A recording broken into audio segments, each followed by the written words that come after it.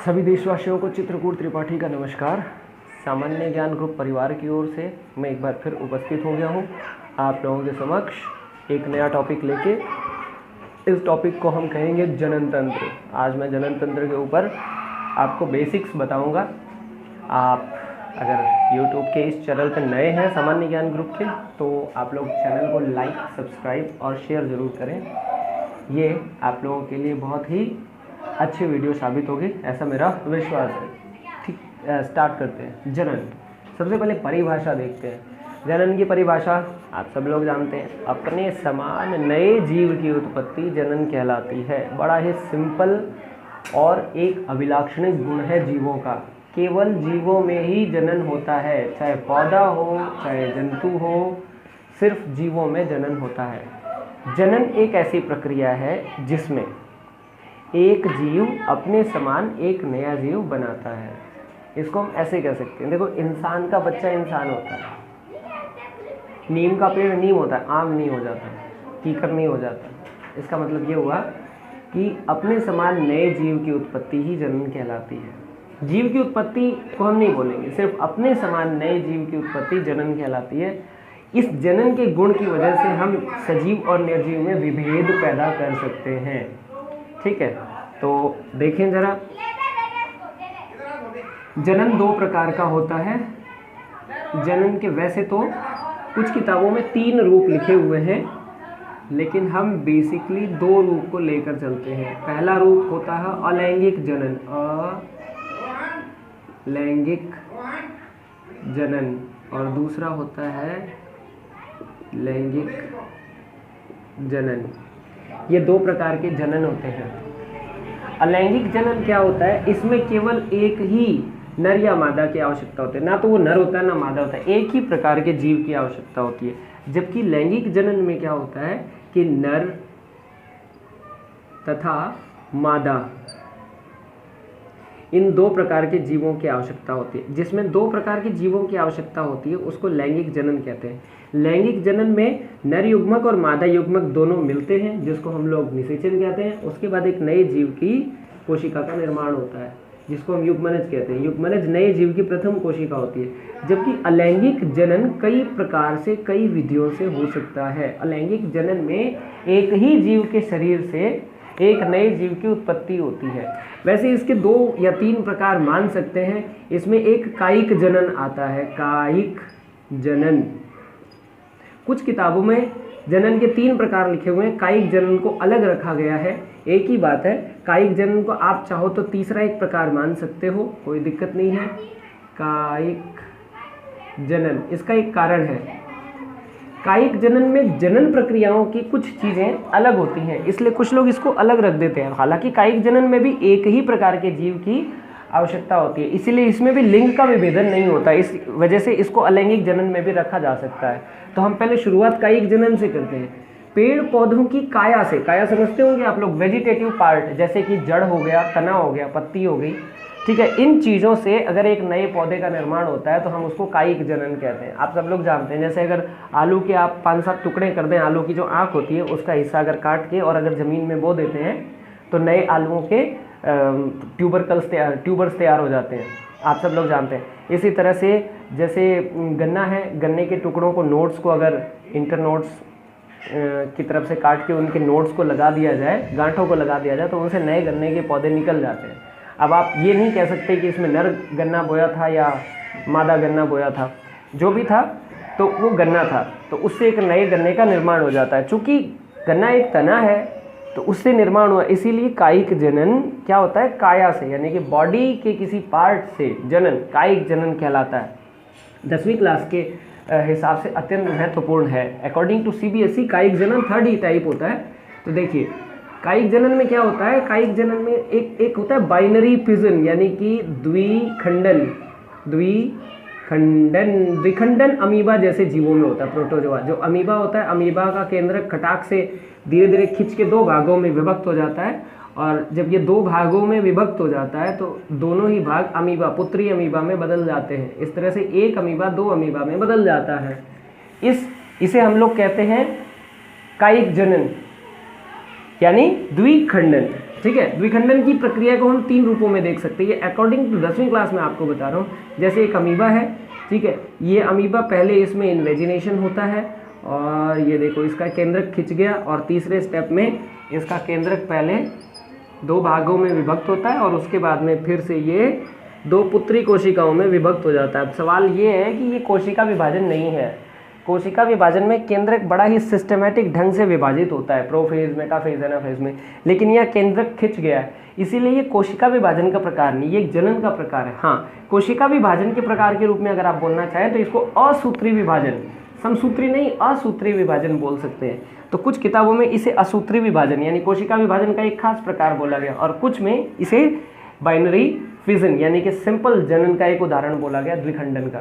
ठीक है, तो ये तो था द्विखंडन जो अमीबा जैसे जीवों में होता है, पैरामीशियम में होता है, अमीबा में होता है, कुछ प्रोटोजोन्स होते हैं जिनमें द्विखंडन होता है। एक होता है बहुखंडन। बहुखंडन, बहुखंडन जरा ध्यान से देखिएगा, बहुखंडन में क्या होता है? बहुखंडन में सबसे बढ़िया चीज क्या होती है कि एक ही प्रकार का जीव होता है और उस जीव में केंद्रक होता है और जीवद्रव्य होता है, आप सब लोग जानते हैं। फिर उसके बाद क्या होता है कि इसके कई, ये जो पूरा का पूरा जो अंदर का मटेरियल है जिसको हम लोग प्रोटोप्लाज्म बोलते हैं, ये एक जैसा हो जाता है। एक जैसा होने के बाद इसमें छोटे छोटे छोटे छोटे इसके सेगमेंट बन जाते हैं और उन सभी सेगमेंट में छोटे छोटे केंद्रक विकसित हो जाते हैं। इस प्रकार जब केंद्रक विकसित हो जाते हैं तो उसके बाद ये फट जाता है। फटने के बाद संपूर्ण जीव छोटे छोटे जीवों में विभक्त हो जाता है। ऐसा यीस्ट कोशिका में पाया जाता है और कई प्रकार के जीवाणुओं में बहुखंडन जनन की एक विधि है जिसके कारण एक जीवाणु कई जीवाणुओं में विभक्त हो जाता है।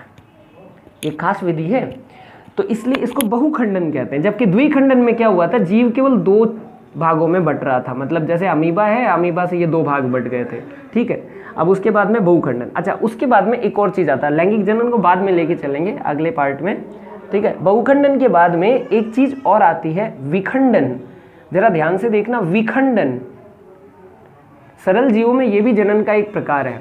इसको हम ऐसे देखते हैं, जैसे कोई कवक है, आराम से कहीं किसी नदी नाले में आराम से जा रहा था, जाते जाते जाते जाते अचानक किसी चीज़ से टकराया। टकराने के बाद उसके 2 फाड़ हो गए, 2 टुकड़े हो गए और वो दोनों टुकड़े ही 2 अलग अलग इंडिविजुअल यानी अलग जीवों की तरह जीवन यापन करने लग गए। ठीक है, इसे हम लोग कहते हैं विखंडन, टूट जाना। टूटा हुआ हिस्सा उसी साइज का रहता है, उसमें कुछ नई संरचना नहीं बनती है और फिर भी वो जीव की तरह व्यवहार करने लग जाता है। आप सितारा मछली के 2 टुकड़े कर दीजिए, उसके दोनों टुकड़े एक दूसरे को कंप्लीटली जनरेट कर लेंगे, यानी कि ध्यान से देखना। या प्लेनेरिया की हम बात करें तो प्लेनेरिया के अगर 3 हिस्से कर दे तो प्लेनेरिया का पहला हिस्सा बाकी वाला हिस्सा बना लेगा, ये भी ऊपर नीचे वाला सब बना लेंगे। ये विखंडन नहीं है। विखंडन में क्या है, जैसे स्पाइरोगायरा है आपके पास, ये स्पाइरोगायरा है, ये स्पाइरोगायरा की कोशिकाएं हैं, मतलब ये एक जीव है। जब ये जीव आगे जाता है तो आगे जाने के बाद में ये देखिए इसके 2 टुकड़े हो जाते हैं इस तरह से। तो ये 2 टुकड़े हो जाते हैं, तो अब ये 2 टुकड़े ऐसे ही व्यवहार करेंगे, इसीलिए हम इसको विखंडन कहते हैं। लेकिन अगर इन दोनों टुकड़ों ने बिल्कुल अपने समान एक नया जीव बना लिया होता तो हम उसको विखंडन नहीं बोलते, फिर हम उसको रीजनरेशन बोलते हैं, यानी पुनरुद्भवन। जैसे छिपकली की पूंछ आ जाती है, लेकिन वो तो छिपकली की पूंछ आती है, अब छिपकली की पूंछ तो जो कट जाती है वो तो नहीं आती है, तो उसको हम रीजनरेशन नहीं बोल सकते, उसको ऑर्गेनोजेनेसिस बोलते हैं। वो छिपकली के मामले में वो ऑर्गेनोजेनेसिस होगा, हालांकि हिंदी में उसको भी पुनरुद्भवन ही कहेंगे। पुनरुद्ध अंग निर्माण जैसे हो गया, उसमें पूंछ ही निर्माण हुई है। लेकिन जो प्लेनेरिया होता है, ये तो विखंडन का उदाहरण हो गया। एक स्पाइरोगायरा, स्पाइरोगायरा ये एक प्रकार का फंगस होता है, यानी कवक। ठीक है, विखंडन का उदाहरण, ये बस हमेशा ध्यान रखना, कई बार पेपर में पूछ लेते हैं 10th क्लास में। अच्छा, बाकी में क्या होता है, विखंडन। और एक होता है, ये थोड़ा बेसिक है, इसको समझना जरूरी है। विखंडन के बाद में हम करते हैं बात पुनरुद्भवन।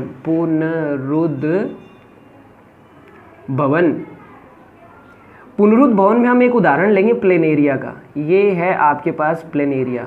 ठीक है, अगर आप इसके 3 पीस कर दें तो जो ऊपर वाला पीस है वो नीचे वाले पीस को जनरेट कर देगा, जो बीच वाला पीस है वो ऊपर वाले और नीचे वाले पीस को जनरेट कर देगा, और ये जो नीचे वाला पीस है ये ऊपर वाले और उसके ऊपर वाले पीस को जनरेट कर देगा। इस तरह से एक प्लेन एरिया के 3 हिस्से करने पे 3 एक जैसे प्लेन एरिया तैयार हो जाते हैं, इसलिए हम इसको पुनरुद्ध भवन करते हैं।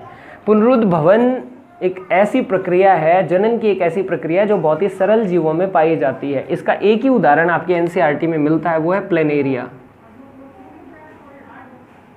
प्लेनेरिया, हालांकि +2 में बहुत से उदाहरण हैं, बट जहाँ से आपके परीक्षा में प्रश्न बनते हैं वो 10th क्लास के बुक्स से ज़्यादा लिया जाता है, तो उसमें प्लेनेरिया पुनरुद्ध भवन का बहुत बढ़िया एग्जाम्पल है। तो अब एक छोटा सा जल्दी से एक क्वेश्चन हो जाए, है ना। अब मैंने आपको इतनी चीज़ें बताई है तो एक क्वेश्चन तो बनता है। क्वेश्चन क्या है, आपकी स्क्रीन पे अपने आप आ जाएगा। निम्नलिखित में, ध्यान से सुनिएगा, निम्नलिखित में किस प्रकार का जनन पाया जाता है, या इसको हम ऐसे बोल सकते हैं कि निम्नलिखित में से किस जीव, निम्नलिखित में से किस जीव में पुनरुद्ध भवन पाया जाता है। 4 ऑप्शन है आपके पास। पहला ऑप्शन है अमीबा, दूसरा ऑप्शन है प्लाज्मोडियम, तीसरा है प्लेनेरिया और चौथा है प्रोटोजोवन जीव। जल्दी से बताइए। बिल्कुल, इसका सही उदाहरण क्या होगा? बिल्कुल सही है, इसका सही उदाहरण आपके पास प्लेनेरिया होगा। इसी तरह से एक और क्वेश्चन बनता है कि जनन की सबसे सरल विधि जो असूत्री विभाजन के तुल्य है किसमें पाई जाती है? जवाब 4 ऑप्शन आपके सामने है, अमीबा, पैरामीशियम, युगलिना या उपरोक्त सभी। हाँ, इसका उदाहरण क्या होगा? उपरोक्त सभी, क्योंकि ये सारे प्रोटोजोअन जीव हैं। और मैंने आपको अभी बताया प्रोटोजोअन में द्विखंडन की क्रिया होती है। द्विखंडन की क्रिया इनका एक लाक्षणिक गुण है। तो इस तरह से आपके ये पार्ट तो कंप्लीट हुआ। तो ये कायिक जनन के कुछ प्रकार थे। अच्छा, अलैंगिक जनन देखिए जरा ध्यान से। अलैंगिक जनन का एक विशेष प्रकार होता है अलैंगिक जनन। अलैंगिक, जिसमें लिंग की आवश्यकता नहीं होती है, इसमें क्या होता है? अलैंगिक जनन बीजाणुओं द्वारा होता है। बीजाणु क्या होते हैं इसको समझते हैं जरा। जैसे मान लीजिए ये एक जीव है, ठीक है, इस जीव की ये कोशिकाएं हैं, सारी कोशिकाएं हैं। अब जो कोशिका बीजाणु का निर्माण करेगी, अच्छा बीजाणु क्या होते हैं? बीजाणु अलैंगिक जनन में नए जीव की प्रथम कोशिका होते हैं। जैसे लैंगिक जनन में युग्मनज नई कोशिका होता है, उसी तरह से जो बीजाणु होते हैं वो अलैंगिक जनन में एक नए जीव की पहली कोशिका होते हैं। मैं समझाता हूँ कैसे। जैसे मान लीजिए ये आपके पास एक जीव है, उस जीव, ये पूरा जीव है, उसकी कुछ कोशिकाएं हैं जिनको मैं दिखा रहा हूँ। तो इसमें जो कोशिका बीजाणु का निर्माण करने वाली होती है वो कोशिका थोड़ी सी मोटी और खास दिखने लगती है। कुछ समय बाद ये जो कोशिका होती है ये काफ़ी ज़्यादा मोटी हो जाती है और इसका ये जो भाग है ना, इसके छोटे छोटे खंड बन जाते हैं। ध्यान देने वाली बात है, छोटे छोटे खंड बन जाते हैं। प्रत्येक खंड में एक एक केंद्रक का निर्माण हो जाता है। अब ये सारे बीजाणु कहलाते हैं, इन्हें बीजाणु कहते हैं। और ये कोशिका बीजाणु धानी कहलाती है और इसके नीचे वाली कोशिका बीजाणु धानी धर कहलाती है। अब कुछ समय बाद जैसे ही ये कोशिका जल अवशोषित करती है, ये जो बीजाणु धानी होती है, ये बीजाणु धानी, मैं लिख देता हूँ, इसका नाम है बीजाणु धानी। बीजाणु धानी। अब क्या होता है कि बीजाणु धानी फट जाती है। फटने के बाद में क्या होता है कि सारे बीजाणु, जब ये जल सोखती है, जल सोखने के बाद में सारे बीजाणु मुक्त हो जाते हैं। फट जाती है, फटने के बाद ये सारे बीजाणु मुक्त हो जाते हैं और मुक्त होने के बाद अपने आप अंकुरित हो जाते हैं और बहुत सारे ऐसे जीव हो जाते हैं, बन जाते हैं। हालांकि कुछ बीजाणु ऐसे होते हैं जिनमें पक्षमाप पाया जाता है। पक्षमाप यानी मूंछ जैसी एक संरचना, वो उसके सहारे उड़ते रहते हैं, उनको चल बीजाणु कहते हैं। ये बीजाणु उड़ के हमारे पूरे वातावरण में होते हैं। आप लोगों ने देखा होगा कि चाहे कितनी सफाई कर लो, अचार कई बार खराब हो जाता है, खाद्य पदार्थ कई बार खराब हो जाते हैं। तो ऐसे कई बार सोचते हैं ना कि ये बैक्टीरिया को पता कैसे लगता है? तो एक्चुअली बैक्टीरिया को नहीं पता लगता, हमारे संपूर्ण वातावरण में ये बीजाणु घूमते रहते हैं। जहाँ भी इनको खाने पीने का पदार्थ मिलता है वहीं ये अंकुरित हो जाते हैं। फेवरेबल कंडीशन यानी अनुकूल परिस्थितियों में ये अंकुरित हो जाते हैं। कुछ तो इतने भयंकर और खतरनाक बीजाणु होते हैं जो प्रतिकूल परिस्थितियों में गड़बड़ नहीं करते, मतलब प्रतिकूल परिस्थितियों में सोए रहते हैं। सुप्त प्रकार के बीजाणु होते हैं। जब पानी आता है, अनुकूल परिस्थितियां आती हैं तो अंकुरित हो जाते हैं। कुछ अंतः बीजाणु होते हैं जो बहुत बड़े तापमान में भी जीवित रहते हैं। जैसे दूध गर्म करने पर भी कुछ जीवाणु जो होते हैं वो अंतः बीजाणु बना लेते हैं और उसकी वजह से वो अपने आप को सर्वाइव कर पाते हैं। तो बीजाणु निर्माण की में इतनी बातें बताने का यही एक लॉजिक था कि बीजाणु निर्माण जनन की एक प्रक्रिया नहीं है, ये जनन की प्रक्रिया तो है ही, साथ में क्या है, साथ में ये इनके सरवाइव करने यानी कि जीवन के सातत्यता को बनाए रखने के लिए विपरीत परिस्थितियों में अपने आप को सुरक्षित रखने का एक तरीका भी होता है। जो सरल जीव होते हैं ना, यही कारण है कि सरल जीवों को नष्ट नहीं किया जा सकता। तो ये बीजाणु निर्माण था। तो बीजाणु निर्माण अलैंगिक जनन के अंतर्गत आता है। इसमें देखिए एक ही प्रकार का जीव काम में आया। कायिक जनन पेड़ पौधों के या छोटे जीवों की काया में परिवर्तन से या उसके किसी भाग से होता है। कायिक जनन के और भी उदाहरण हैं, जैसे बडिंग, मुकुलन, बडिंग। अच्छा, बडिंग क्या होता है? बडिंग में एक उदाहरण है, जैसे एलोवेरा होता है, आपने देखा होगा। एलोवेरा के नीचे एक छोटी सी एलोवेरी टाइप की उग रही होती है ना, छोटा सा एकदम उंगली जैसे आप प्रवर्ध। वो धीरे धीरे क्या होता है, बढ़ने लगता है, और बढ़ने के बाद वो मात्र पौधे से अलग हो जाता है और कहीं और उग जाता है। ठीक है, ये हाइड्रा का जो पौधा होता है, हाइड्रा में भी यही होता है। हाइड्रा एक्चुअल में पौधा ना होकर जंतु होता है। तो हाइड्रा के अंदर भी ये होता है। हाइड्रा का एक उंगली नुमा प्रवर्ध होता है, वो प्रवर्ध अलग हो जाता है और उसके बाद में नया हाइड्रा बन जाता है। इसे मुकुलन कहते हैं, और वो जो उंगली नुमा प्रवर्ध होता है वो मुकुल कहलाता है। तो मुकुलन भी इसकी एक विधि है। ठीक है, तो ये मैंने आपको कायिक जनन और अलैंगिक जनन के बारे में थोड़ा सा बताया, और अलैंगिक जनन में जो बीजाणु निर्माण था उसके बारे में हल्का सा बना। आशा करता हूँ आप लोगों को आज का ये छोटा सा बेसिक समझ में आ गया होगा। तो एक चीज़ और मैं आपको बता दूँ हल्का सा, ताकि इनके बारे में हम डिटेल से अगली वीडियो में, अगली क्लास में क्लियर कर सकें। अगली क्लास के अंदर हम इसी चीज़ को क्लियर करेंगे। देखिए कैसे लैंगिक जनन, लैंगिक जनन में एक नर तथा एक मादा, दो प्रकार के जीवों की आवश्यकता होती है। अच्छा, नर युग्मक बनाता है, मादा युग्मक बनाती है। इन दोनों में किसी न किसी विधि से मिलन हो जाता है। नर का केंद्रक मादा के अंड में प्रवेश, यानी कि अंडे में प्रवेश करता है, ओवम के अंदर प्रवेश करता है। ठीक है, और उसके बाद में निषेचन की क्रिया होती है। मतलब निषेचन की क्रिया क्या होता है, नर और मादा युग्मकों का मिलना। उसके बाद में एक नई संरचना बनती है जिसको हम लोग कहते हैं युग्मनज। देखिए पौधे और जंतु दोनों में ये प्रक्रिया होती है। तो हम इसको दो रूपों में पढ़ेंगे, जंतु और पौधे दोनों के अंदर। जंतु में तो सीधे ये प्रक्रिया होती है, ठीक है, यानी कि बाह्य निषेचन और आंतरिक निषेचन के रूप में। जबकि पादप के अंदर क्या होता है कि पहले पोलिनेशन होता है, ठीक है, परागण, और उसके बाद में जो निषेचन की प्रक्रिया होती है। तो इसीलिए मैं इस चीज़ को थोड़ा अलग से बताऊंगा। ये हल्का सा ही आपको बताया। देखिए मान लीजिए नर युग्मक, जैसे मनुष्य की बात करें तो मनुष्य का 46 गुणसूत्र होते हैं। तो नर युग्मक जो होता है ना, वो 46 का आधा होता है, यानी कि 23 तो नर गुणसूत्र होते हैं इसके अंदर नर युग्मक में, और मादा में भी कितने होते हैं, 23 होते हैं। जब ये दोनों मिलते हैं और इनसे जो युग्मनज बनता है उसमें पुनः 46 गुणसूत्र स्थापित हो जाते हैं। इस तरह प्रत्येक जीवन में जो गुणसूत्रों की संख्या समान बनी रहती है। इसके लिए मैंने आपकी पुरानी प्रीवियस क्लास में आपको बताया होगा, ध्यान होगा आप लोगों को, कि मैंने एक दिन आपको असूत्री विभाजन का महत्व बताया था। उसमें भी ये बात मैंने आपको बताई थी। अब इसके बारे में एक डिटेल में चर्चा होगी। मैं हल्का से रिवाइज कर दूं आप लोगों को। कायिक जनन क्या होता है, द्विखंडन, बहुखंडन, बडिंग, ठीक है, फ्रेगमेंटेशन यानी खंडन या विखंडन,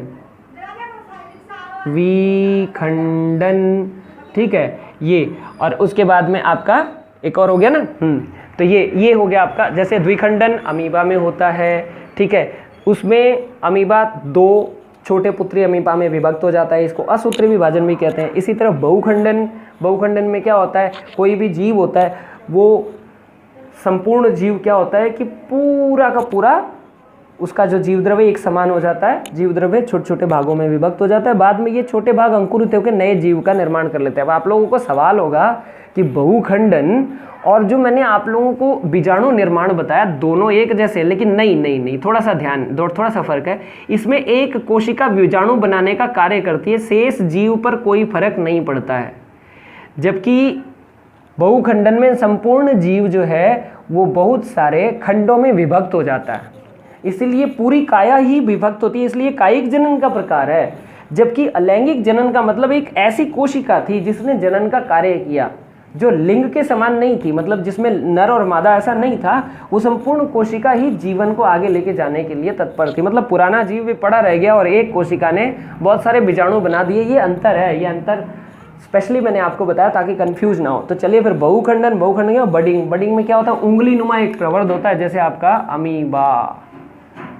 तो इनके अंदर क्या होता है, उंगली नुमा प्रवर्ध होता है। तो उंगली नुमा जो प्रवर्ध होता है ये, सॉरी अमीबा नहीं, हाइड्रा। हाइड्रे में क्या होता है कि एक उंगली नुमा प्रवर्ध होता है। ये प्रवर्ध क्या करता है कि धीरे धीरे धीरे धीरे मात्र पौधे से अलग हो जाता है और ये एक नए पौधे की तरह व्यवहार करने लग जाता है या नए जीव की तरह व्यवहार करने लग जाता है। मैंने आपको पहले ही बताया है, एलोवेरा का पौधा देख लीजिए आप, उसमें भी एक फिंगर नुमा संरचना निकलती है और एक हाइड्रा जो एक जंतु होता है उसमें भी एक उंगली नुमा प्रवर्ध निकलता है। तो ये दो उदाहरण हैं बडिंग के। फिर विखंडन आता है। विखंडन में मैंने आपको स्पाइरोगायरा का उदाहरण दिया कि अचानक से एक्सीडेंट हो जाता है और बीच में से दो टुकड़े हो जाते हैं और उसके बाद दोनों एक स्वतंत्र जीव की तरह से व्यवहार करने लगते हैं।